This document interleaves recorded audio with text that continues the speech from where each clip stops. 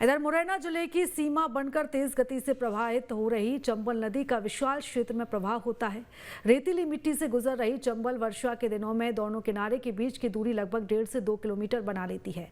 चंबल नदी प्रदेश के श्योपुर, मुरैना, भिंड जिले की सीमा बनकर उत्तर प्रदेश इटावा के पचनदा तक लगभग 975 किलोमीटर का सफर तय करती है।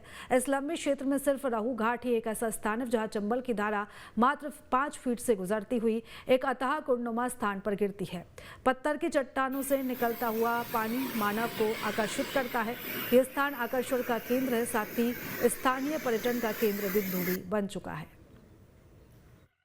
भगवान परशुराम की जन्मस्थली जानापाव से निकली ये चंबल काफी रौद्र रूप दिखाती हुई सबलगढ़ के रहू घाट तक आती है, लेकिन इस घाट पर चंबल मात्र 5 फुट में सिमट के यह संदेश भी देती है कि उससे बेहतर कोई नहीं है। उसकी यह कलकल दूर तक सुनाई देती है और अथाह गहराइयों के साथ बिल्कुल शांत होकर एक तूफान का संकेत भी दे देती है। आप मेरे पीछे देख सकते हैं कि कितनी चौड़ाई में वहाँ फैली हुई है ये चंबल, लेकिन धीरे धीरे आके मात्र कुछ फीट में ही ये सिमट के रह जाती है। लोग तो कहते हैं कि 5 फीट की चौड़ाई में ये सिमट के रह गई है और इसमें भी एक सीढ़ी बनी हुई थी जिसके ऊपर से लोग गुजरते थे, लेकिन कतिपय कारणों से उसे तोड़ दिया। लेकिन ये जो पानी का तेज बेग है, आप देखिए, एक कुंड में जाके मिलता है। इसे स्थानीय भाषा में दह कहते हैं। हम इस वक्त चंबल के रहू घाट पर हैं और आप मेरे पीछे जो देख रहे हैं, पहाड़ों के बीच से निकली ये चंबल और इसका यह दृश्य कितना सुंदर है। जैसे ही यहाँ से ये चंबल निकलती है, धीरे धीरे बड़ी होती जाती है, इसका आकार बड़ा हो जाता है। लेकिन मुरैना के सबलगढ़ रहू घाट पर ये चंबल मात्र 5 फुट में सिमट के रह गई है।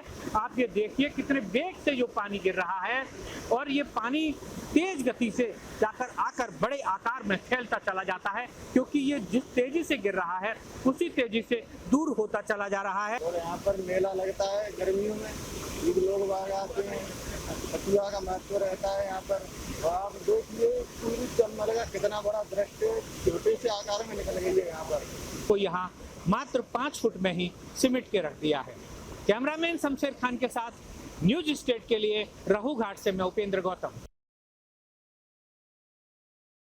वैज्ञानिक स्तर पर देखें तो वहाँ क्या है, 2 चट्टानों के बीच से चंबल नदी निकली है।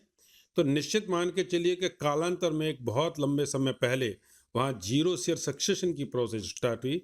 जीरो शेयर सक्सेशन में क्या होता है, वहाँ जो वनस्पतियाँ थीं वो नीचे दबती चली गई, काफ़ी गहराई तक डीप सीटेड हो गई।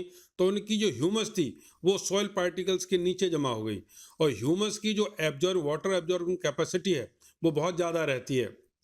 तो वहाँ सॉइल में एक दर्रा बना और जलधारा नीचे चली गई और वहाँ की ह्यूमस ने उस जल को एब्जॉर्ब करना शुरू कर दिया।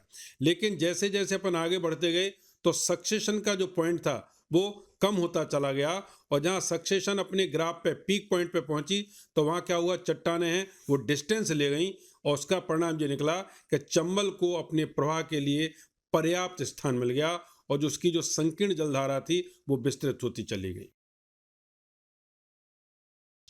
इसकी हमने जो पूर्वजों से सुनी है वो इस प्रकार की इसकी किंवदंतियाँ हैं कि चंबल को राजा रघु तपस्या करके लेकर के आए थे। तो चंबल ने कहा था कि तुम आगे आगे चलो और मैं तुम्हारे पीछे पीछे चल आ रही हूँ।